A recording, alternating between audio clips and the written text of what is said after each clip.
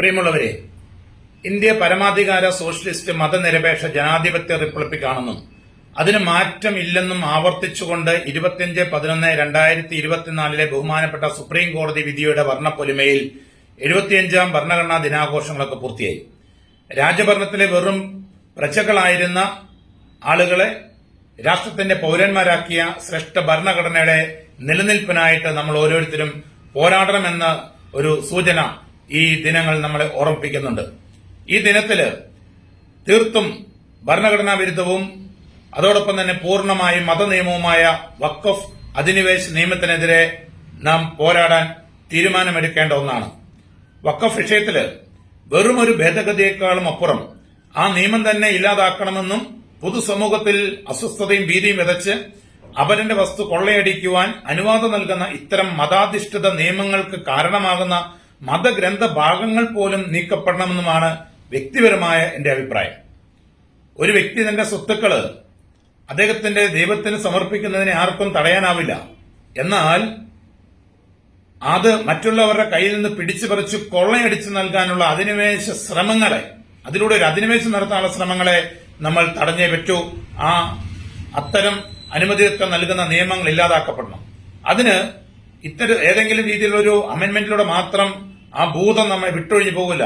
അത്തരം ഭൂതങ്ങൾ വിട്ടൊഴിഞ്ഞു പോകണമെന്നുണ്ടെങ്കിൽ അത് പൂർണ്ണമായും ഇല്ലാതാക്കപ്പെടണം. അതിന് കാരണങ്ങൾ വ്യക്തമാക്കാനാണ് ഈ വീഡിയോയിലൂടെ ആഗ്രഹിക്കുന്നത്. ഒന്നാമതായിട്ട്, ഇസ്ലാമിക് സീക്രട്ട് ലോയുടെ ക്ലാസിക്കൽ മാനുവൽ എന്ന് വിശേഷിപ്പിക്കപ്പെടുന്ന a classical manual of Islamic secret law, reliance of the traveller എന്ന ഗ്രന്ഥം, അതിന്റെ ഫ്രണ്ട് പേജിന്റെ, അതിന്റെ കവർ പേജിന്റെ ഫോട്ടോയാണിത്, പ്രിന്റ് ഔട്ട് മാത്രമാണിത്. അതിന്റെ K30 സെക്ഷൻ K30 പഠിപ്പിക്കുന്നത് ഇങ്ങനെയാണ്. ആ K30 മുഴുവൻ പറയുന്നത് വഖഫിനെ പറ്റിയിട്ടാണ്. ആ K30 സബ്ക്ലോസ് 1 പറഞ്ഞു വെക്കുന്നത് ഇങ്ങനെയാണ്. ഞാൻ കോട്ട് ചെയ്യാം. എസ്റ്റാബ്ലിഷിംഗ് ആൻഡ് വഖഫ് is an act of worship. Establishing and വഖഫ് is an act of worship എന്ന് പറഞ്ഞാൽ വഖഫ് ചെയ്യുന്നത് ദൈവാരാധനയുടെ ഭാഗമാണ് എന്നാണ്. ഇതിന്റെ ചുവട് പിടിച്ചാണ് ഇന്ത്യയിൽ രൂപീകരിക്കപ്പെട്ടിരിക്കുന്ന വഖഫ് ആക്ടിൽ സെക്ഷൻ 3 സബ്ക്ലോസ് 6 അതിന്റെ നിർവചനത്തിൽ ഇങ്ങനെ പറയുന്നത്: മതപരമോ ചാരിറ്റബിളോ ഭക്തിപരമോ ആയ ആവശ്യങ്ങൾക്ക് വേണ്ടി മൂവബിൾ ഓർ ഇമ്മൂവബിൾ പ്രോപ്പർട്ടി സ്ഥിരമായി സമർപ്പിക്കുന്നതാണ് വഖഫ് എന്ന്. വഖഫ് എന്നത് മതപരമായ ഒന്നാണെന്ന് നിയമം പറയുന്നു. മതപരമായ ഒന്നാണെന്ന് ആ നിയമം പറയുന്നത് ഈ ക്ലാസിക്കൽ ഇസ്ലാമിക് ലോ വെച്ചിട്ടാണ് പറയുന്നത്. അങ്ങനെ മതപരമായ ഒന്ന് അതേപടി നിലനിൽക്കുമ്പോൾ മതാധിഷ്ഠിത നിയമത്തിന്റെ അടിസ്ഥാനത്തിൽ രൂപപ്പെട്ട വഖഫ് എന്ന ദുർഭൂതം എങ്ങനെയാണ് ഒരു അമെന്റ്മെന്റിലൂടെ മാത്രം മാറ്റപ്പെടുക? ഇന്ത്യയിലെ ഒരിക്കലും സാധ്യമല്ല. ഇന്ത്യയിലെ വഖഫ് നിയമം ഒരു മതനിയമമല്ല എന്ന് പറഞ്ഞുകൊണ്ട് നടത്തുന്ന പ്രചരണങ്ങൾ പോലും അത് തക്കിയാണ്. കഴിഞ്ഞ ദിവസം മുനമ്പം വിഷയത്തില് ആർച്ച് ബിഷപ്പ് ജോസഫ് കളത്തിപ്പറമ്പിൽ പിതാവിനെ സന്ദർശിച്ച ശേഷം SYS നേതാവ് ഡോക്ടർ അബ്ദുൽ ഹക്കീം അസ്കരി പറഞ്ഞത് ഇങ്ങനെയാണ്: മുനമ്പം ഒരു സാമുദായിക വിഷയമല്ല, മുനമ്പം ഒരു സ്വത്ത് തർക്കം മാത്രമാണെന്ന്. ഇതിന് പറയുന്ന പേരാണ് തക്കിയ. ഇതാണ് ഇവരുടെ സ്ഥിരം തന്ത്രം. പോയി അവിടെ കലക്കുക, നുണ പറഞ്ഞ് അതിനെ പ്രതിരോധിക്കാൻ തീർക്കുക. തീർത്തും മതനിയമത്തിന്റെ മാത്രം ചുവട് പിടിച്ച് രൂപപ്പെട്ട ഒരു നിയമത്തിന്റെ പേരിൽ നടത്തുന്ന ഭീകരത എങ്ങനെയാണ് മതപരമായ ഒന്നല്ലാതെ മാറുന്നത്? ഇനി അങ്ങനെയല്ല എങ്കിൽ ഈ classical manual of Islamic secret law, the reliance of the traveller പോലുള്ള അടിസ്ഥാന പ്രാമാണിക ഗ്രന്ഥങ്ങളെ തള്ളിപ്പറയുവാൻ ഈ സമൂഹം തയ്യാറാകുമോ? ഒരിക്കലും തയ്യാറാവില്ല. ഇത് റിലീജിയസ് മോട്ടീവോടെ മാത്രം നടത്തപ്പെടുന്ന ഒന്നാണ് ഈ വഖഫ്. അതിനെ ബലപ്പെടുന്ന ഒരു വിധിയുണ്ട്. The Karnataka board of waqf versus Muhammad Nazeer Ahmed 1982 വിധിയാണ്. അതിനകത്ത് കോടതി ഇങ്ങനെ പറഞ്ഞു വെക്കുന്നു: under Muslim law a waqf has a religious motive and that it should be created for the benefit of the Muslim community. Muslim കമ്മ്യൂണിറ്റിയുടെ ഡെവലപ്മെന്റിന് വേണ്ടി, നേട്ടത്തിന് വേണ്ടി സമർപ്പിക്കുന്ന ഒന്നാണ്. അതിന് റിലീജിയസ് മോട്ടീവ് ഉണ്ട് എന്ന്. അതിനാൽ ഇത് പൂർണ്ണമായും മതപരവും അന്യന്റെ വസ്തു കൊള്ളയടിക്കുന്നതിനെ സഹായിക്കുന്നതിന് വേണ്ടി ഉണ്ടാക്കിയ ഭരണഘടനാ വിരുദ്ധവുമായ ഒരു നിയമമാണ്. ഈ ഭൂതം ഇല്ലാതാക്കപ്പെടണമെങ്കിൽ ആ നിയമം തന്നെ ഇല്ലാതാക്കിയേ പറ്റൂ. ഇനി അങ്ങനെയാണെങ്കിൽ മുൻപത്തെ ജനത എന്ത് ചെയ്യും? അവരെ രക്ഷപ്പെടുത്താൻ എന്താണ് ഒരു വഴി? മുമ്പേ പറഞ്ഞ ഈ classical manual of Islamic secret law, the reliance of the traveller എന്ന ഗ്രന്ഥത്തിന്റെ K30 സബ്ക്ലോസ് 2 ഇങ്ങനെയാണ് പറഞ്ഞു വെക്കുന്നത്. ഐ കോട്ട്: എസ്റ്റാബ്ലിഷിംഗ് ആൻഡ് വഖഫ് is not valid unless the following conditions are met. താഴെ പറയുന്ന കണ്ടീഷനുകൾ കണ്ടുമുട്ടുന്നില്ലെങ്കിൽ, പൂർത്തീകരിക്കപ്പെടുന്നില്ലെങ്കിൽ അതൊരിക്കലും വഖഫായില്ല. ഒത്തിരി കണ്ടീഷൻ ഉണ്ട്. അതിൽ ഒന്നാമത്തെ കണ്ടീഷൻ ഇങ്ങനെയാണ്: the waqif should be the absolute owner of the property. ഈ വഖഫ് ചെയ്യുന്ന വഖഫ് ചെയ്യുന്ന ആള് ആ പ്രോപ്പർട്ടിയുടെ അബ്സല്യൂട്ട് ഓണർഷിപ്പ് ആയിരിക്കണം. അങ്ങനെയാണെങ്കിൽ അത് മുൻപത്തേത് ഒരിക്കലും വഖഫ് പ്രോപ്പർട്ടി ആവില്ല. കാരണം മുൻപത്തെ വഖഫ് ചെയ്തെന്ന് പറയപ്പെടുന്ന വസ്തു ചെയ്ത ആൾക്ക് ആ വസ്തുവിൽ അബ്സല്യൂട്ട് ഓണർഷിപ്പ് ഇല്ല. കാരണം അത് ലീസ് പ്രോപ്പർട്ടിയാണ്. ലീസ് പ്രോപ്പർട്ടി ഒരിക്കലും വഖഫ് ചെയ്യാൻ വേണ്ടി പറ്റില്ല. In master Peeran versus Aleef Muhammad Ishaq 1966 Allahabad ഹൈക്കോടതി ഒരു വിധിയുണ്ട്. അതിനകത്ത് പറയുന്നത് a lease property cannot be given for a waqf if given would be invalid because it would not be a dedication of permanent nature. ഈ വിധി ഏതെങ്കിലും പിന്നീട് വന്ന വിധിയിലൂടെ മറികടന്നിട്ടുണ്ടോ എന്നുള്ളത് എന്റെ അന്വേഷണത്തിൽ മനസ്സിലായിട്ടില്ല, വ്യക്തമായിട്ടില്ല. അങ്ങനെ മാറ്റപ്പെട്ടിട്ടില്ലെങ്കിൽ ഇതാണ് നിയമം. തീർച്ചയായിട്ടും അങ്ങനെയാണെങ്കിൽ അത് ലീസ് പ്രോപ്പർട്ടി ഒരിക്കലും വഖഫ് ചെയ്യാൻ വേണ്ടി പറ്റില്ല. അതിനാൽ മുൻപത്തേത് വഖഫ് ആകില്ല.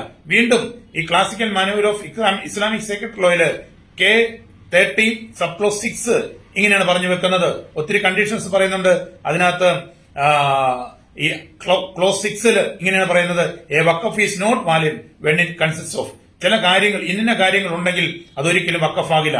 എന്നിട്ട് അതിൽ 7ാമത്തെ പോയിന്റ് ഇങ്ങനെ പറയുന്നു, സബ് ക്ലോസ് 7 ഇങ്ങനെ പറയുന്നു: when the beginning or end of the endowments being in effect are subject to conditions such as saying I make it an waqf starting from the 1st of next month or for 1 year, provided that I am entitled to sell it, or in condition that I may take it back whenever I wish.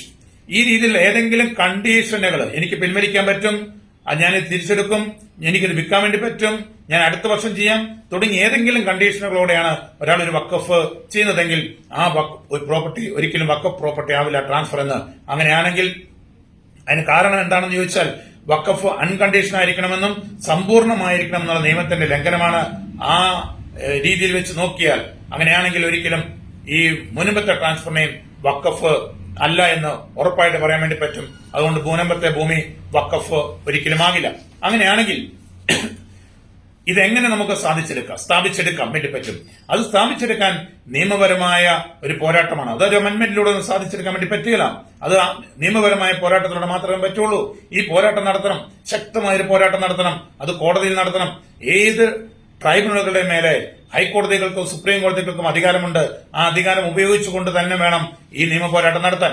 ഞാൻ ഈ ഹൈക്കോടതികളുടെയും supreme കോടതികൾക്കും മേലെ അധികാരമുണ്ട് എന്നുള്ള കാര്യത്തെപ്പറ്റി ഇതിനു മുമ്പ് പല പ്രാവശ്യം പറഞ്ഞിട്ടുണ്ട്. എങ്കിലും ഒന്നും കൂടെ വ്യക്തമായിട്ട് പറയുന്നു. പ്രിയമുള്ളവരെ, ഇന്ത്യ മഹാരാജ്യത്തിന്റെ പരമോന്നത നേതാവ്, ഇന്ത്യയുടെ പ്രസിഡന്റും ഇന്ത്യയുടെ പ്രധാനമന്ത്രി പോലും ഭരണഘടനയ്ക്ക് കീഴിലാണ്. ആ ഭരണഘടനയ്ക്ക് മുകളിൽ മറ്റൊരു നിയമമോ മറ്റൊരു വ്യക്തിയോ ഇല്ല. ആ നിയമങ്ങളെല്ലാം ഈ ഭരണഘടനയുടെ കീഴിലാണ്. ആ ഭരണഘടനയുടെ അടിസ്ഥാനത്തിൽ രൂപീകരിക്കപ്പെട്ടിരിക്കുന്ന വഖഫ് ആക്ട് 1995 ചാപ്റ്റർ 8 സെക്ഷൻ 83(9) പോലും പറയുന്നു ഹൈക്കോടതിക്ക് അതിനകത്ത് അധികാരമുണ്ട്. അതുകൂടാതെ Chandrakumar versus union of India ഞാൻ ഇതിനു മുമ്പ് ഒരിക്കൽ കോട്ട് ചെയ്തിട്ടുണ്ട്. ആ ജഡ്ജ്മെന്റിന്റെ 100ാമത്തെ പാരയിൽ വളരെ മനോഹരമായിട്ട് കോടതി ഇങ്ങനെ പറഞ്ഞു വെക്കുന്നുണ്ട്. കോടതി പറഞ്ഞു വെക്കുന്നത് എങ്ങനെയാണ്: the jurisdiction conferred upon the high court and supreme court under article 226 and 32 of the constitution is part of the inviolable basic structure of our constitution എന്ന് പറയുകയാണ്. എന്ന് പറഞ്ഞാൽ ഇതിനൊക്കെ മേലെ അധികാരമുണ്ട്. ഇനി ഞാൻ ഒന്നും കൂടെ കൂട്ടി പറയാം. എന്റെ അറിവില് മുൻപ് വിഷയവുമായി ബന്ധപ്പെട്ട 6ഓളം കേസുകൾ ബഹുമാനപ്പെട്ട കേരള ഹൈക്കോടതി പെൻഡിംഗ് ഉണ്ട്. ഇന്ത്യയിലെ വിവിധ ഹൈക്കോടതികളും സുപ്രീം കോടതികളുമായിട്ട് 150ലധികം കേസുകൾ പെൻഡിംഗ് ഉണ്ട്. 100ലധികം കേസുകളിൽ ഇതുപോലെ ഇന്ത്യയിലെ വിവിധ ഹൈക്കോടതികളും സുപ്രീം കോടതികളും ഈ വഖഫുമായി ബന്ധപ്പെട്ട ജഡ്ജ്മെന്റുകൾ നൽകി കഴിഞ്ഞു. ട്രൈബ്യൂണലുകളുടെ അധികാരം സുപ്രീം കോടതിക്ക് മേലെയാണെങ്കിൽ എങ്ങനെയാണ് ഹൈക്കോടതികളും സുപ്രീം കോടതികളും ഈ വിധികളെല്ലാം നൽകിയിരിക്കുന്നത്? ഞാനിത് ആരോട് തർക്കിക്കാൻ വേണ്ടി പറയുകയല്ല. മുൻപും വഖഫ് വിഷയത്തിന്റെ പേരിൽ ഇന്ത്യൻ ഭരണഘടനയെ പോലും സംശയത്തിന്റെ നേരിൽ നിർത്തിക്കൊണ്ട് സുപ്രീം കോടതിയുടെയും ഹൈക്കോടതികളുടെയും പരമാധികാരത്തെ ചോദ്യം ചെയ്തുകൊണ്ട് സമൂഹത്തിൽ ഭീതി പരത്തുവാൻ വേണ്ടി നടത്തുന്ന ചില ശ്രമങ്ങളിൽ സമുദായാംഗങ്ങൾക്ക് കൃത്യമായ, അല്ലെങ്കിൽ നാട്ടിലെ സാധാരണക്കാർക്ക് കൃത്യമായ ബോധ്യം നൽകുന്നതിന് വേണ്ടി മാത്രമാണ് ഞാനിത് പറഞ്ഞു വെക്കുന്നത്. അങ്ങനെയാണെങ്കിൽ നമ്മുടെ മുമ്പിൽ എന്താണ് ഒരു വഴി? ഇത് ഞാൻ അതിന്റെ സമാപനത്തിലേക്ക് വരുമ്പോൾ എനിക്ക് പറയാനുള്ളത് ഇതാണ്: ഇസ്ലാമിക് ലോ വഖഫിനെ പറ്റി പറയുന്നതിൽ വ്യക്തമായ ധാരണയുള്ളത് കൊണ്ടാണ് ഫറൂഖ് കോളേജ് ഭൂമി വിറ്റത്. ഇത് വഖഫല്ലെന്ന് അവർക്കറിയാം. അതുപോലെ തന്നെ ഇത് വഖഫ് അല്ല എന്ന നിലപാട് അവർ ഇപ്പോഴും ആവർത്തിക്കുന്നതിന് പുറകിലും ഈ classical manual of Islamic secret ലോയുടെ ഒക്കെ പിൻബലമുള്ളത് കൊണ്ട് അവർക്കറിയാം അതിനപ്പുറത്തേക്ക് വേറെ നിൽക്കത്തില്ല എന്ന്. വസ്തുതകൾ ഇങ്ങനെയിരിക്കെ ജുഡീഷ്യൽ കമ്മീഷന്റെ പേരും പറഞ്ഞ് അല്ലെങ്കിൽ സന്ധി സംഭാഷണമൊക്കെ നടത്തിക്കൊണ്ട് ജനങ്ങളുടെ ഭൂമി തട്ടിയെടുക്കുവാനുള്ള, മുൻപത്തെ ഭൂമി തട്ടിയെടുക്കുവാനുള്ള അധിനിവേശ ശക്തികളുടെ കുതന്ത്രങ്ങളുടെ ഭാഗമായി നടത്തപ്പെടുന്ന എല്ലാ ശ്രമങ്ങളെയും തള്ളിക്കളഞ്ഞുകൊണ്ട് അവരെ സ്നേഹിക്കുന്നവരും മുൻപ് നിവാസികളും ശക്തമായ ഒരു നിയമ പോരാട്ടത്തിന് തയ്യാറെടുത്തുകൊണ്ട് നിയമ പോരാട്ടത്തിലൂടെ ഈ അവകാശം സംരക്ഷിച്ചു നിർത്തുന്നതിന് വേണ്ടി ഉള്ള ശ്രമങ്ങൾ ആരംഭിക്കണം. അതിനുവേണ്ടുന്ന പിന്തുണ മുനമ്പത്തെ സ്നേഹിക്കുന്ന, മുനമ്പ ജനതയെ സ്നേഹിക്കുന്ന ആ സഹോദരങ്ങളുടെ വേദനയിൽ പങ്കുചേരുന്ന എല്ലാവരും പങ്കുപറ്റണമെന്ന് അഭ്യർത്ഥിച്ചുകൊണ്ട് നിർത്തുകയാണ്.